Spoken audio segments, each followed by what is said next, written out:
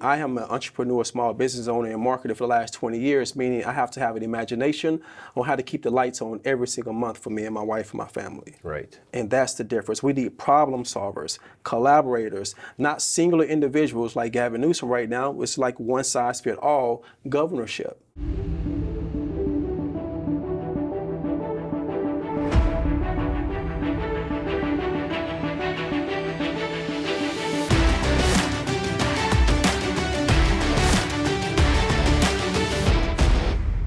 Welcome to another Empire Show. This is Bedros and this is an Inside Look. Today we've got an awesome guest with us for this Inside Look episode, and it is someone who's running for the governor's seat in the great state of California here, Mr. Major Williams. Welcome. Thank you so much for having me. I appreciate it. Yes, sir. Thanks for coming out to HQ. Now you live in Pasadena. Yes, Pasadena. But is California, has it been home for you your whole life? No, I'm originally from Dallas, Texas. I came out here on a visit 21 years ago. On the third day, I met the woman I was going to spend the rest of my life with. Gotcha. And I just never went back. So she's a California native? Yeah, she is. She was born in Altadena, which is right adjacent to Pasadena. Sure. Gotcha. So, of course, you made that move because you had no choice. Had no choice. You had no choice. I was man. hooked. Good man. And so, obviously, living here in California for 21 years now, 21, you've seen a lot of changes. Absolutely. In our great state. And oftentimes when people reach out to me, they're like, hey, Bedros, when you're making all this money as an entrepreneur and you're paying 8 to 12% higher taxes, don't you want to move to another state? Well, I've had the good fortune to travel to every state in the union. Right. And I just love California. There's Right. something special about what we have with the weather, with the mountains, with the ocean. And I choose not to be run out of this state. And for that reason, I've decided that I'm not going to run out. I'm not going to leave like everyone else. Right. I'm going to stay and fight and going to make California great again. Right. And of course, that's when as I was going through that mental process throughout mid-2020, because there was a time during that period where I was like, maybe we want to leave after all. Maybe Right. this is the time. Ryan Williams. Yes. Mutual friend. Yes. Or not Williams, I'm sorry. You're Ryan Tillman. You know what I'm talking about. I know he's talking about. Ryan Tillman. Great officer. Yes. Great guy. Yeah, right out here. He goes, hey, man, I want you to meet someone.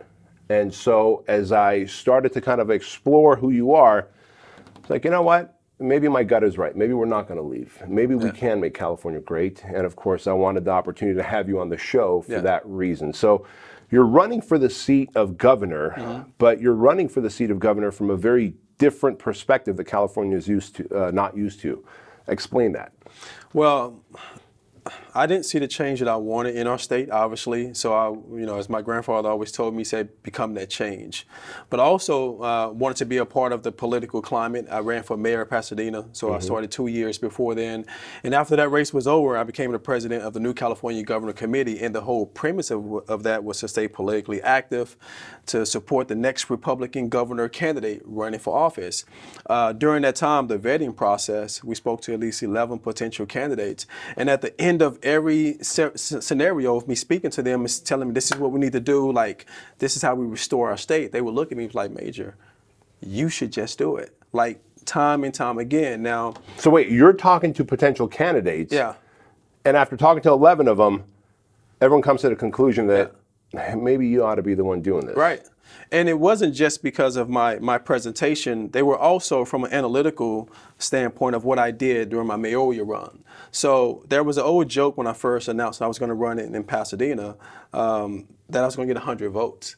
You know, who is this guy? He's a first-time candidate. He's not going to get 100 votes. And the reason why they said that is because a gentleman ran in 2015, prominent black guy in the neighborhood. Everyone knows him. And he only got 512 votes. Got it. Everybody was shocked and surprised, right? So obviously, I'm going to get 100 votes. No one knows who I am or whatever, right? So we get close to 5,000 votes.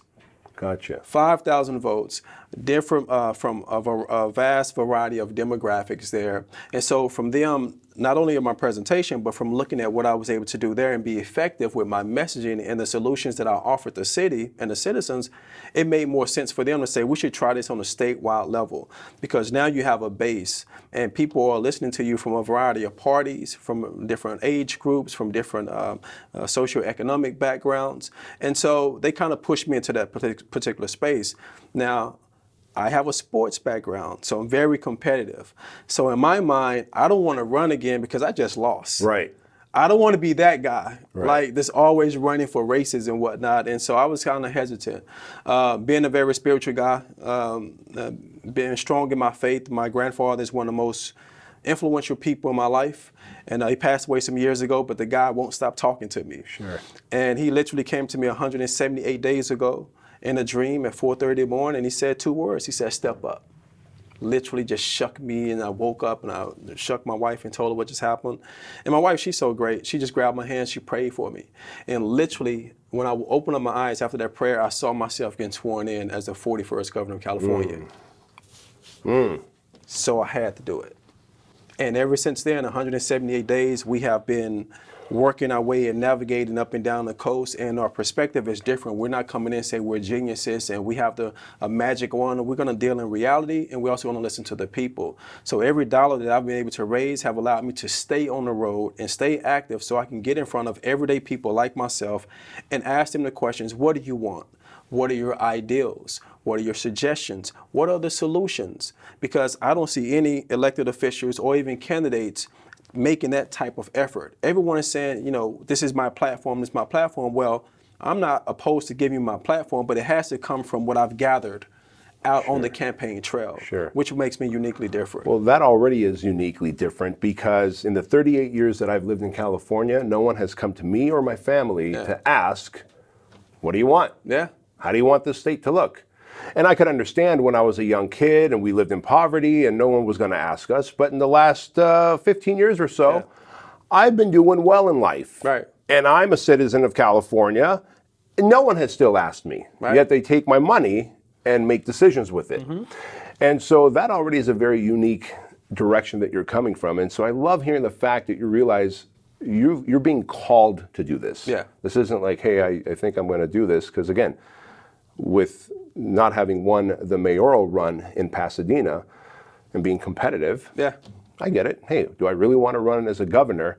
But when you're being called to do something, you don't have a choice anymore. Absolutely. And you can look at the momentum in the shift. It took me 2 years. Let's use Instagram for an example. It took me 2 years to get 8,000 followers, just having a nice base. This is 178 days later, and I'm at 172,000 followers, 155,000 followers, over 200-something thousand on Facebook. So our messaging is effective and it's working, but it's only because I'm being honest and transparent with them and upfront.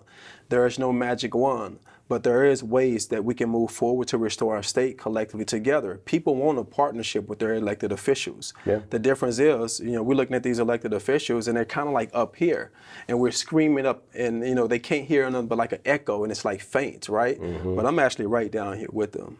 And I'm talking to them, and they're sharing emotions, and they're crying, and they're telling me their stories, and they're telling me their ideas, and they're excited about it. I go to these small towns, and me as a candidate, I'm excited myself, right? But when I go to these towns, they're super excited, and I'm surprised that they're excited, but they tell me, you don't understand.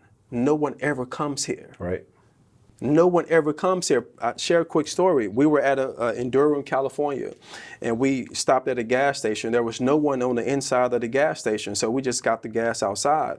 We see a kid running back into the gas station. My guy that was with him, he asked me, it's like, what we came in here, no one was around. He said, man, Major Williams is at a fundraiser down the street. I had to work, but I tried to see if I can go get a picture from him real quick. Wow. The guy left his post and didn't know I was right there at the gas station in my truck. So he told him I was over there. He came over. He was happy. We took a selfie. I did a video telling his mom, hello also. But those are the type of moments that we represent, and those don't exist with any other candidates or elected officials anywhere. So we are approaching it differently, and it's not made up. This is just who I am. Yeah, and you can clearly see that because as I've been following you, well after Ryan Tillman introduced me to you via social media, he was like, hey, do you want me to make an introduction? I was like, not yet. Let me just see what he's about. You can see the transparency, and that's what social media is really good at. Like, and a grammatical error sometimes. Right, which makes you human. And I could respect that. Being a foreigner, I don't speak and write well, and so people always call me out on my writing. So I get that. So outside of that, being called to it by a dream where your grandfather visits you and gives you those 2 words, step up, What qualifies you to be a great governor? Well, for the last 20 years, I have had my version of success in multiple industries, being in the entertainment industry, being in sports, but ultimately being a marketing executive. A marketing executive has to have the unique ability, if you want to be successful in that field, to be able to negotiate, how to use leverage, how to speak to people, how to effectively market, how to sell, and how to build companies and businesses and create structure and format. For me, that is leadership in a nutshell when it comes to what we are missing. So oftentimes people think it means master degrees. It means that you've held multiple offices that make you actually qualify for it. Well, from looking at the data and statistics, we're looking at these same individuals that you're saying that are qualified, that are making so many mistakes, and or part of the main reasons why we are united in the F word, and that F word is frustration, right? Mm-hmm. So let's try something different. It's not one of those differences where it's going to tank us. This is the formula of, so I tell people all the time, everything that we do already is politics. You're already qualified. I would vote for an electrician to be the next governor of California. You know why? Why? Because at least they deal in completion. If they come to your business or to your home, they can't leave, get the check or the yes, unless what? The job is done. Politicians and elected officials do not operate in that space. They're like career workers and educators. Bingo. Me, I am an entrepreneur, small business owner, and marketer for the last 20 years, meaning I have to have an imagination on how to keep the lights on every single month for me and my wife and my family. Right. And that's the difference. We need problem solvers, collaborators, not singular individuals like Gavin Newsom right now. It's like one size fit all governorship. It just shouldn't exist at this point. It's 2022. Yeah. Well, you made a really good point there. Look, in this building, in fact, right before 2021, I'm sorry. We're in 2021. Yeah, I like how you're forward thinker. But right before you came here, I was interviewing someone for a new position in our company. And I said, hey, look, just so you know, you're not here to trade time for dollars. You're not just going to put in your 40 hours a week and you're going to get paid. In this building, we only get paid for done. And every entrepreneur I know that makes money and is profitable and is able to donate to their church and charities and causes that they believe in, get paid when the job is done. Right. Yet what we've seen historically in all governor, from mayoral to the state government to all the way to the top, rarely do they get the thing across the finish line because they're incentivized to not. Yeah. To not. And so they conflicted. Bingo. And so when I saw someone like you who comes from the entrepreneurial space, that comes from a place of humility and comes from a place of being competitive as an athlete, and an athlete always wants to win, yes. I go, well, as long as he has the best interest of the people, we will all win together because you are literally programmed as an entrepreneur, as an athlete, to get shit done. Absolutely. Yeah. Big time. Yeah. Big time. It's natural in my DNA. We have to have an end goal and we have to have completion. And we have to win. Like, where are the championships at? Mm-hmm. Where are the victories in the political sphere? But we also want to show a different version of making it fun, making it engaging. And that's why our campaign just represents a variety of messages. And we do it from a way of making people think, and we make it fun. But we're also serious at the same time. So we give you different complexities in regards to what we bring to the table. So let's talk about something that I believe in our state, California, is like the big giant pink elephant. Yeah. You are running as a Republican. Yes. A conservative. Yes. You are pro-Second Amendment. Mm-hmm. You are very different than all the other governors historically that this great state has voted for. Yeah. Now, we also realize it's for that reason the state is in the shitter. Right. We get that.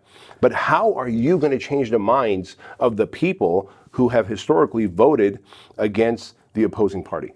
Well, there's an opportunity. That's the imagination, running away. Like, how do we fix it? How do we message effectively? I put it all on my shoulders. If it doesn't happen, that means that I didn't do a good enough job communicating my message, presenting the best plan for us to move forward or to restore our state.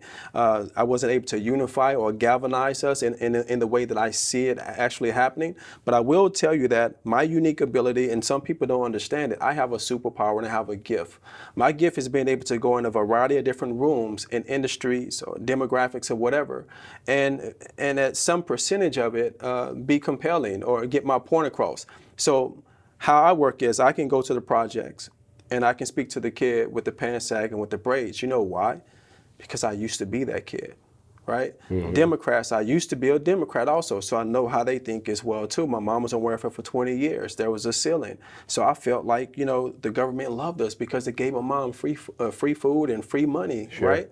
And then I elevated past that. Conservatism was a better route for me. Free thinking. I'd rather someone show me how they made the $100 versus give me $100. Why? Because I can replicate that and also share that with people around me to empower them as well.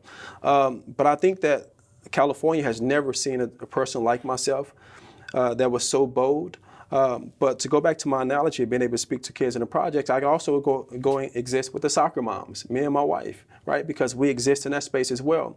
But from having my personal success as a marketing executive, I've sat with millionaires and billionaires and added value to every conversation as well too. So now, it's like a triple threat. But then I walk into every room and I never turn into a cat. I'm always a lion in every room, in every space I walk into. And everyone feels that. And so that's how we're going to do it. People are looking for leadership right now. They're looking for strength, but they're looking for someone who's going to be representative of everyone. Yes, I am a Republican, but my campaign is for everybody, for all Californians, and which is why I always specify this is not my campaign. It literally is all of our campaign, and we have a unique opportunity to turn the tide because the state of the state is the morale is really low right now. So I want to be the one to be the lightning rod to come and spark everybody and say, hey, we can do better. We can unite. We can work this out and restore our state. But it has to happen with a different brand of leadership that's bringing a different conversation in the halls of Sacramento. And that's great. And I love the fact that you're using marketing in your ability to reach the people of California who might have a very different perspective than you do to get change, to help change their mind. But at the end of the day, every politician has had some kind of a marketing team around them to parrot off a narrative, to stir emotions, because we know that emotions create motion and they want to get voted in. So before I kind of hold your feet to the fire, and I am going to hold your feet to the fire, what exactly is wrong with California right now? Because I don't think, people go, dude, you should get out of California. And they say that to me because they heard someone else say that, and they go, the two things are like, well, it's not gun friendly and it's going to hell with all the taxes. But there's a lot more wrong in California, and I want to know what you see is wrong with California and to see if it's congruent with my vision as well. So maybe list off what you think is wrong with California right now. So first of all, we have to identify that there is a laundry list of things that people feel like that's wrong with California. One of them that's at the top is homelessness. Under Gavin Newsom's leadership, homelessness has risen over 16%. Why over the is last that, 2 man? years. Well, anytime you look at homelessness like a business versus a service, this is the output that you get. Only until we change the mentality of how we approach homelessness like a service, then there's checks and balances and there's accountability. When it's a business, it's kind of like how we said earlier, someone is profiting and benefiting off of it, so it's not in their best interest for it to actually be complete. Homelessness right now is an industry. It shouldn't be looked at as an industry. Let me just bring that back for a moment for all of the slow listeners in my audience. Listen, and I was one of you guys, and so I know I'm a slow listener, learner. I have to read a book 7 times to get it. I'm not kidding you. I'm currently on the 7th version of Not Think and Grow Rich, the other Napoleon Hill book, Outwitting the Devil. But that's a different story. When homelessness is a business, we end up having more homelessness. Yes. Sir, can you explain how homelessness can be a business? Because I'm sure a lot of people like me out there are like, bro, what are you talking about? So when homelessness is a business, that means that it's set up to receive funding per person, per facility. So if you are truly doing your job when it's a service, that means that you're going to be limiting the funds coming into your organization, to your facility, etc.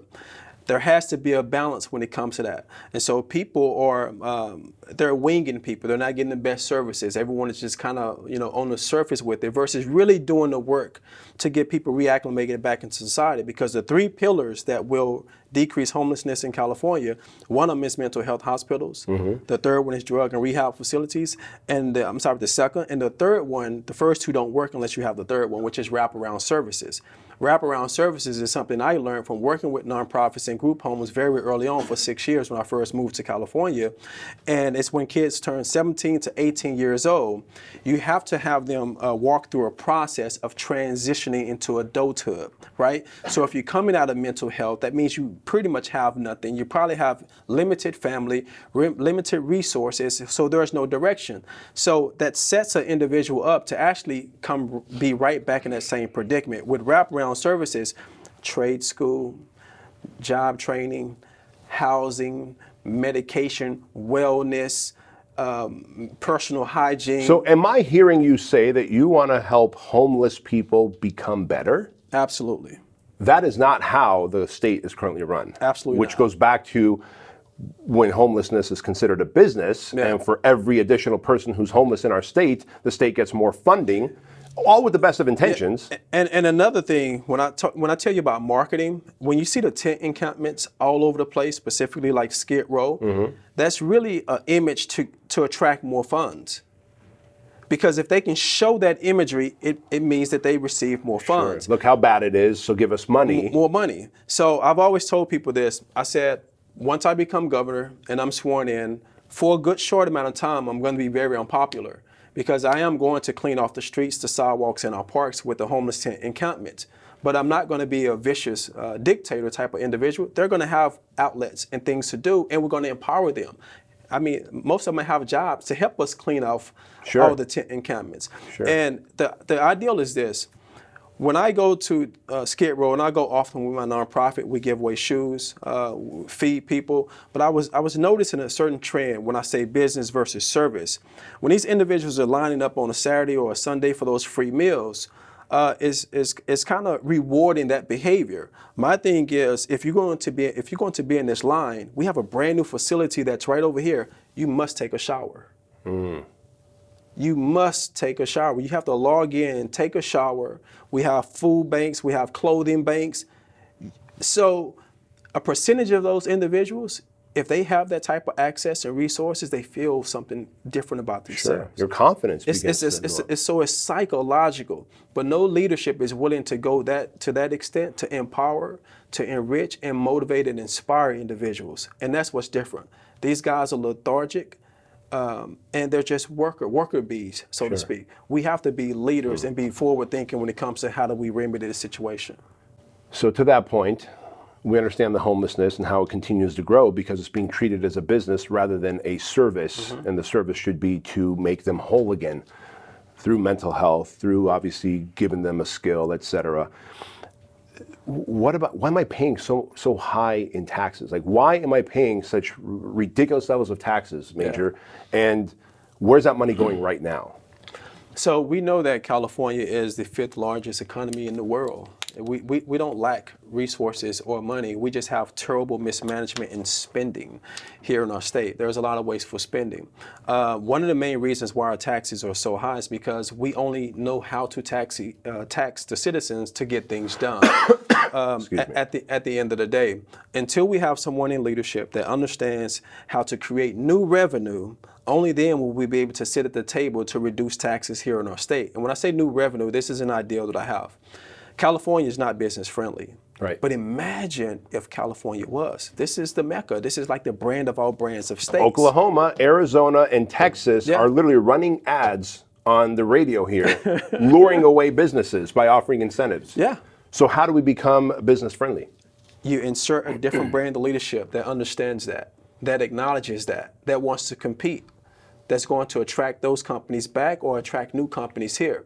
One of the main things that I'm doing with my Restore California plan is going to be a program where I'm going to solicit 4 manufacturers, huge manufacturers, minimum 4,000 to 5,000 jobs per manufacturing company. Because the ideal is this: 20, 30 years ago, our great grandparents or whatever worked in factories and they had a great life for themselves. So I want to provide a different alternative that's going to be available for them.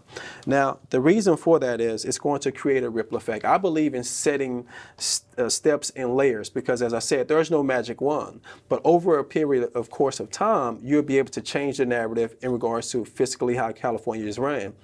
So instantly, we bring 4 companies or manufacturers back. There's what? There's jobs. the economy changes, the businesses around them thrive as well, and there's new revenue for Californians. There's new revenue for the government. But let me ask you this: how are you going to incentivize companies to leave Texas, Arizona? Restrictions. You got to lower restrictions. If you eliminate a lot of restrictions and create those incentives, and also you look at success. What is Texas doing? What is Oklahoma doing? We will copy and paste their model, and we will take it back. Bingo. I want you to stop right there, folks. Pay attention and listen as we do this. We have so many people that have been on this exact show, and they've said success leaves clues and to model success. And here you are repeating that, not so much about a business, because the Empire Show is about starting and building businesses that are going to impact the world. But really, if we run the state like a business, we copy and paste what other states have done that are friendly to entrepreneurs and businesses. Absolutely. And so you're willing to do that. 100%. And lower restrictions 100%. so that we can actually have margins open up. Absolutely. And I do the exact same thing with homelessness also. There's a great model in Austin, Texas, and also in Fresno. And I'm working with them right now to kind of craft it for California specifically. Yeah. But they're workable, positive models that they have already that exist. And my mind is blown for the simple fact that we haven't tapped into those type of resources and started to mirror some of that here in our state to remedy our homeless crisis. That's fascinating. That's fascinating. So what other things are on your agenda to do? Let's say I can wave the magic wand and bam, Major Williams is in office. Yeah. First 90 days, how are you going to start the fixing process of California? What are the big things? So the first 100 days, we are going to fight against SB 276 and 277, which are mandatory vaccinations. As many families and businesses that are leaving, there are many families leaving because of they refuse to want their kids to get vaccinated here in the state. Right. I myself am against my kids getting vaccinated. I'm not against people vaccinating. I believe it's a choice. And so in my first 100 days, we will create executive orders to basically wipe those two particular bills out. We're going to attack bills like AB 5 as well, and we're also going to. What is AB 5? AB 5 is the bill that that basically takes the rights away from independent contractors and basically takes your ability away to work. So if I wanted to work for you, but like 2 days a month, it makes it more difficult for them to do that because now you actually have to put me on payroll, you have to put me in workers' comp, Right, which makes it more expensive for me. Absolutely. So it's a ripple effect. And it's not in your benefit because you're paying taxes out of your paycheck. Absolutely. Which is only to the benefit of the state because they're going to take that money and squander it. Absolutely. And the government and the individuals who created this legislation, they use it as if they're helping you. Like, we created this to help you so you're not getting burnt by the employers or whatever. But if you have a working relationship and you sign that agreement and you're okay with it for each individual person, they agree with that. They're okay with that space. Sure. So AB 5 is a real strong one that we're going to do. And I'm really interested in sitting down with our teachers union also. Common Core curricular is something that really agitates me. Explain that. So Common Core curriculum in our schools, there is excessive curriculum that they have that exists when kids are learning about sexual education way sooner than I would like, and millions of other parents here as well too. Which is why my kids are in private school. Yeah, exactly. And for me, it's one of those things where we have to have a real tough conversation. I need to understand the logic and also the data behind the curtains so I can understand that. I won't understand it, first of all. Right, because there's no logic, there's agenda behind it, not logic. Absolutely. And so that is something that I'm going to address very aggressively, very sternly. And the thing is this with me, I am a fair individual. But I'm a shrewd business person. I'm a shrewd leader when it comes to certain topics and certain things, in addition to child sex trafficking as well. And just understanding that California cannot exist and thrive and be restored the way I want it if we don't restore our immigration system and eliminate sanctuary cities.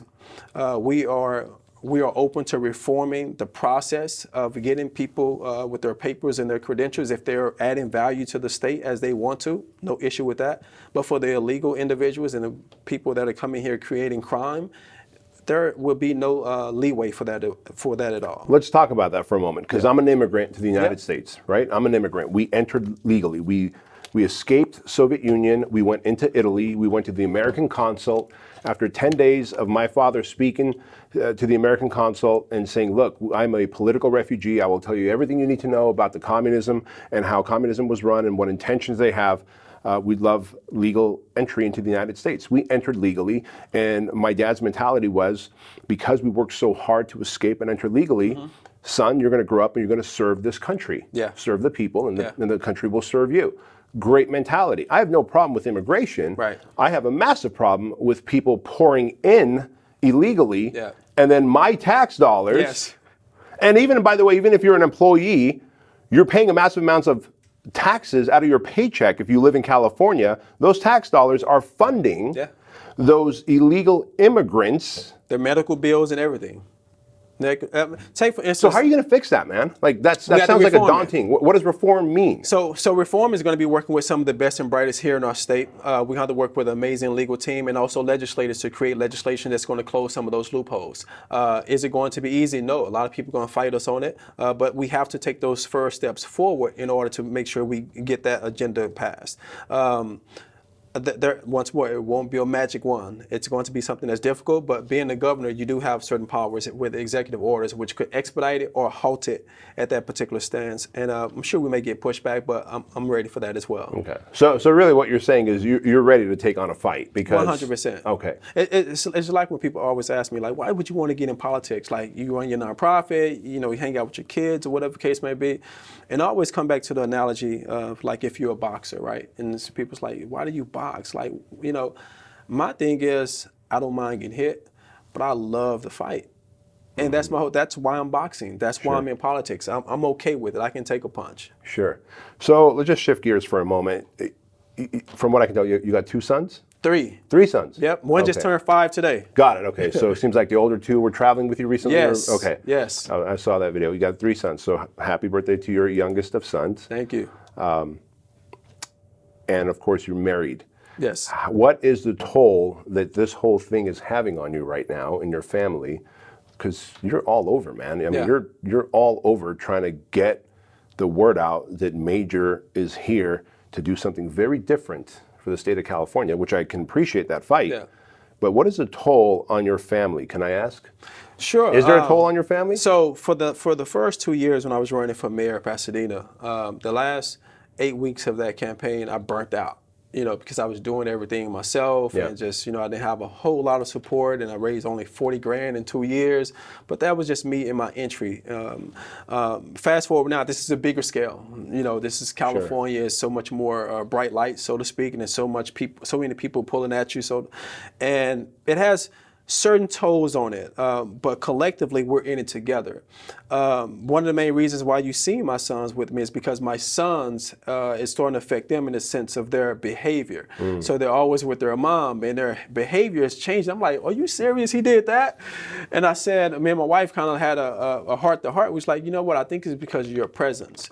They act totally different when you are around, right? So I basically, I basically had to make a decision. I said I need to include them in the process as much as possible, which is why you saw them come out on the road with me recently. And they love it. They still talking about it. They're going back on the road with me. We're going to Oakland, then we're going back to San Francisco, then we're going to Sacramento. That's awesome. I just gave them jobs. I have them carry all the bags. That's funny. So one of the things we talk about on the show a lot, and one of the things I do with my franchisees, when they ask, well, now I'm a business owner, how do I have work-life balance? You're not going to have work-life balance. You're going to have a work-life mix. There you go. And that's exactly it. Literally, since Andrew and Chloe were small, I'd have a speaking gig somewhere, and we'd fly out as a family sometimes, or just maybe me and Andrew or me and Chloe. And then I would speak at the event. Then we'd spend 2 days in New York doing the Empire State Building and Statue of Liberty. You have to blend it. It's a mix. It's a mix. And so I love seeing you setting that pace for your family. That's really and I love the dynamic because I didn't know my father growing up. I don't have a relationship with him. I don't even know who he is. How come? He's just not in the picture. Okay. My mom, they never was together. I think it was probably like a one-night stand. Who knows? Sure. But I don't know the guy. Yeah. But I always tell people I could have looked at that 2 different ways. One of them I could have came just like that individual, or I was just so fired up. I said, when I have kids, I'd never be that type of dad. And that's who I've been to my kids ever since. And so even having them on the road with me, and they was with me for my mayoral year, but it was local, right? But this is a different ballpark. And it feels so good because my kids, I just see how they look at me sometimes. And I did an interview for the first time, not the interview, but I did a podcast. And I think I forgot where it was. Moderna or something like that. It's close to Fresno. Great people at the AG Center. Yeah. And I was talking about the strength of my wife, but in my peripheral, because I was a point guard, I'm looking at my 10-year-old son, and he's sitting in the front row, and it's just like I just see his eyes gleaming, right? And I just kind of get choked up, Yeah. because my wife has been there with me for 20 years, 20 plus years. Sure. We've been married 15 years. And this is an evolution to who I am. I was the guy who had braids, pants sagging. I was that guy, 20 some years ago. To be able to evolve into this place right now. When you were that guy, did the Yeah. world owe you something? You felt Absolutely. like really? Absolutely. It was your fault because I wasn't successful.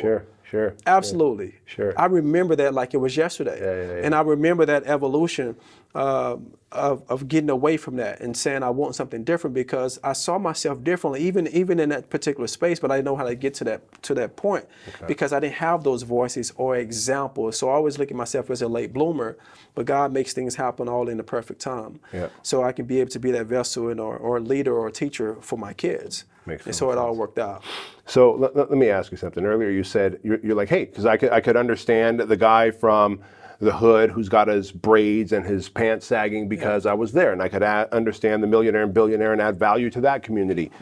That's great. And then you went right to, you said, hey, and I used to be a Democrat, and I changed my ideology.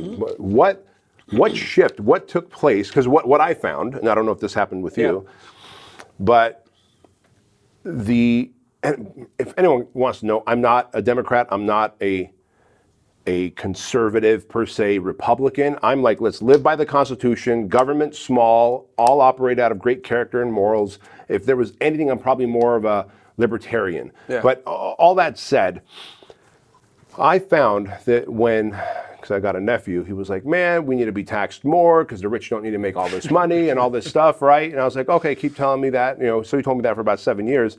And then he quit his job. And he started running a social media ad agency. And then when he started to, and he lives in California, when he saw how much he was paying, he very quickly went from being a Democrat to a governor as far as who's voting, or to a Republican to who's voting for it, right? And I said, hey, what happened? What happened with the change? He's like, man, do you know how much we get taxes on? Like, what do you think I've been telling you this whole time? So typically I'll see that shift happen from Democrat to Republican when their money is concerned. Right. What caused that shift for you? Well, mine wasn't because of that. Mine was just I was uninformed in what being a Democrat entailed. I wasn't politically active up until like 4.5 years ago. And I had a crash course in politics 4.5 years ago by joining a good friend of mine who ran for lieutenant governor of California.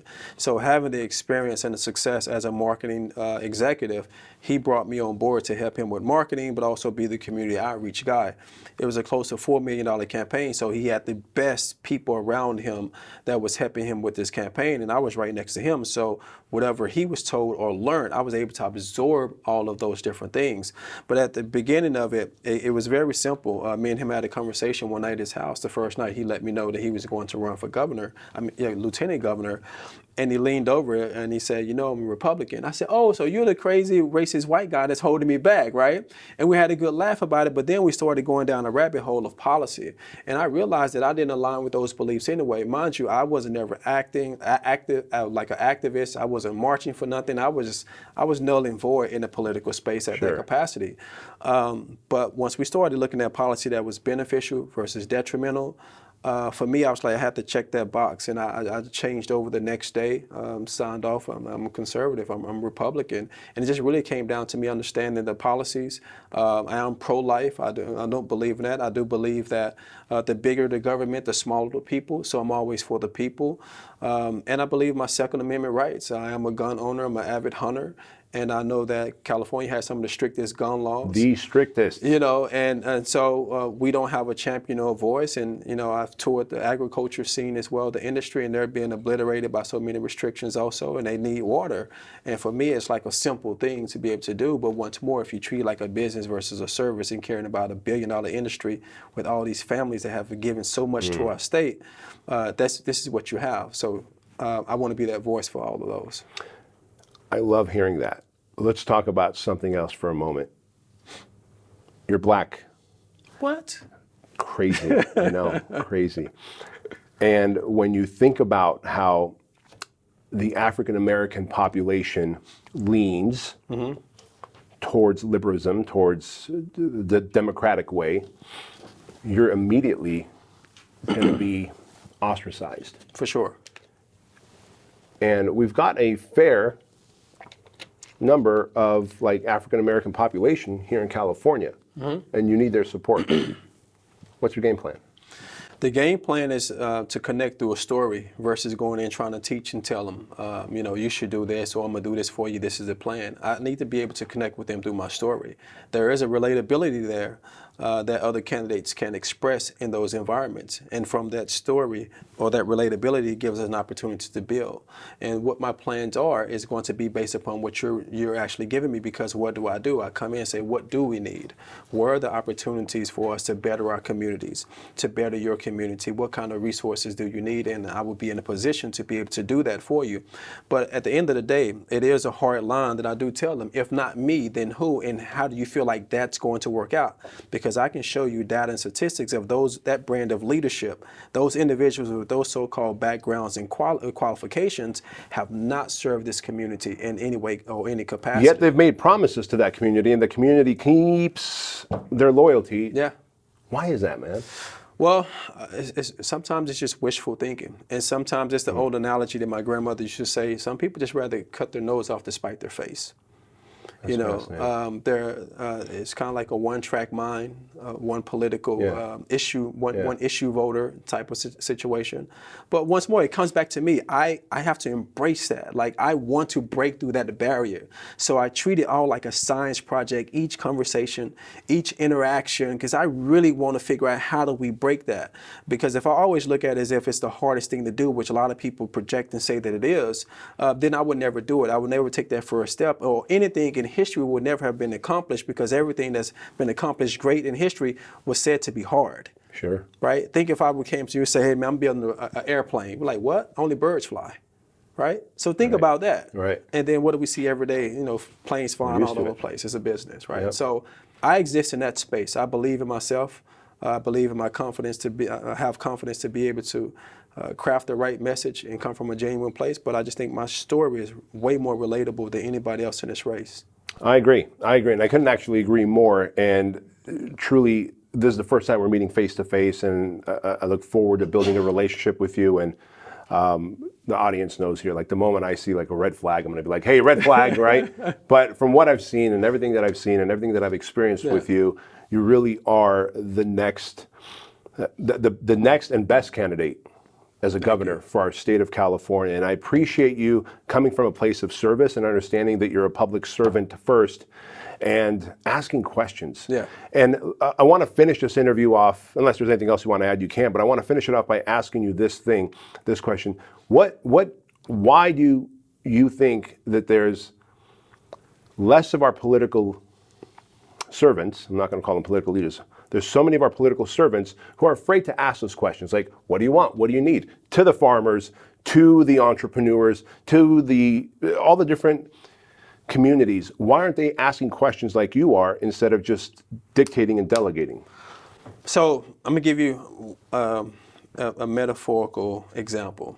It's just like when you go to the basketball court and you know that you're not talented. You're not going to go and guard Kobe Bryant or LeBron James, so any of the elite players. You're going to go try to guard like the least and just stay in your own little lane. The reason why they don't go to these particular places, they don't have the talent, because they know they can't produce. Mm-hmm. They don't have the art of the deal. They don't have the confidence to go in there and sway their colleagues. They don't have the juice. Right? The it factor. They don't have the it factor, and they know it. I often tell people this, and it's funny, being in this political space. A lot of these individuals they were never the it guys. They were never the cool guys in school. They never had that flair. So now they're in the industry where they get attention and recognition for being in those particular offices. Mm-hmm. They put the suits on, they have the pens and things of that nature. And so they have this elitist type of feel because they think this is how it's supposed to act. What's throwing them off is that I walk in with the same type of confidence, but I'm still so down to earth and so genuine and so cool with people, and I didn't have to create my character. This is exactly who I am. They had to create their facade. They had to create their character, and they had to get in the mirror and talk to themselves and build themselves up. I've been confident in myself for a very long time. At 14 years old, had my own business, cutting yards, gave my cousin a job, selling car cents, right? So I've always been sure, playing basketball, I sucked. Was basketball your sport? That was my sport. Okay, you said you were an athlete. I was curious. I was horrible at the beginning, but I worked every single day, and I surpassed every one of my peers by the time I was a junior in high school. And I remember my senior year, I never forget, a good buddy of mine by the name of Andre Washington.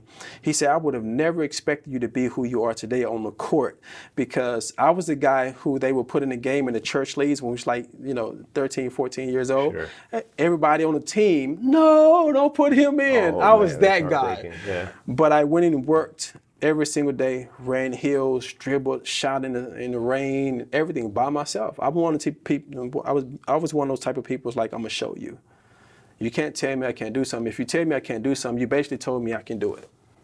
Well said.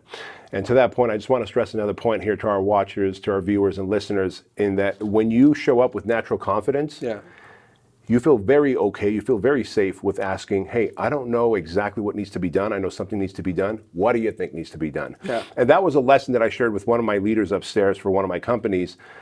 He made a decision that he could have asked other more experienced people around him, but he made that decision out of, he made that decision out of insecurity because he felt that if he had asked for help, he might have been seen as weak.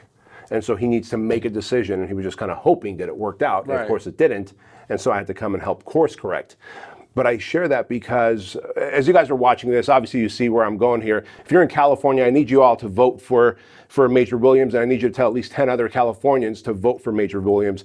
That aside, since the Empire show is about building better humans and entrepreneurs who are going to impact the world, as you build your confidence in life by stacking those wins and not being a hypocrite, you end up feeling very okay and safe. Like, I don't feel insecure at all going to someone and saying, man, I don't know how to do this, but I need your help and giving me some guidance. And that doesn't make me a lesser person. At all. And you nailed it when you said those guys in power right now, they weren't necessarily the most confident people growing up. They did figure out the formula to getting elected and now show up with this fake mask of confidence. Yeah.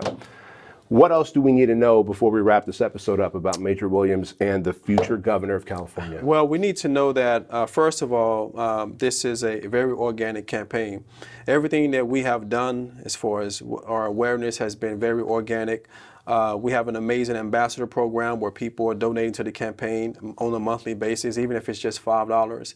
And if you do that, just understand you may get a random phone call from me as well too. And we do that all the time. We just call people and just give them thanks and just let them know that we appreciate. And then, they feel a certain kind of way. It's like, I wish I can do more. I say, no, you have no idea what you just did. I don't care what amount it is. If you donated 100, 1,000, it's all the same to me. Beyond that, just continue to follow us on this journey.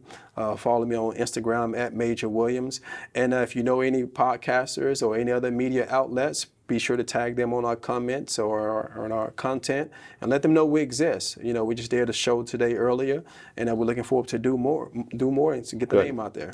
Good, but let's talk about that last piece for a moment about the financing. This is a grassroots campaign that you're doing. You're not funded by some big conglomerates, organizations that are trying to lobby and get you into positions so that they can have, all the stake in California. And so you really do need to be funded. And even guys, even if you're not in California, if you're part of the United States, because if change doesn't start here, what pissed me off? I'm gonna tell you something real quick. I had a few friends who left Southern California in the last 4 months, and I said, hey, why are you leaving? They said, well, it's gone to hell. I said, well, if it's gone to hell in whatever state you're going to, isn't that going to go to hell too? Because this is the trailblazer. This is a trailblazer. And so whatever state you guys are in, I'm asking you to not only follow Major Williams on Instagram, but go to his website. And even if it's just $5 a month or more, you ought to consider making those contributions to a grassroots fund that's going to make a massive change, because you know how it works. When there's change that's positive in California, it bleeds across the entire nation. And sadly, when there's change that's negative, look what happened when California has gone so sideways that we've got so many states like Pennsylvania and Michigan and New York, New Jersey, and all these other states who are starting to adopt that way of behavior. Right. And so again, I just want to thank you for taking the time to coming out here to HQ. We'll certainly have you on the show again in the future. I appreciate it. This is great. Yeah, man. And guys, be sure to take a screenshot of this episode. Be sure to tag Major and myself. And when you share this, tag every big podcaster from Ed Milet to my friend Andy Frisella to Joe Rogan. I want you to tag every podcaster that you know should have Major on there so that we can get him on the shows and get him into office. Thank you so much and appreciate y'all watching The Empire Show.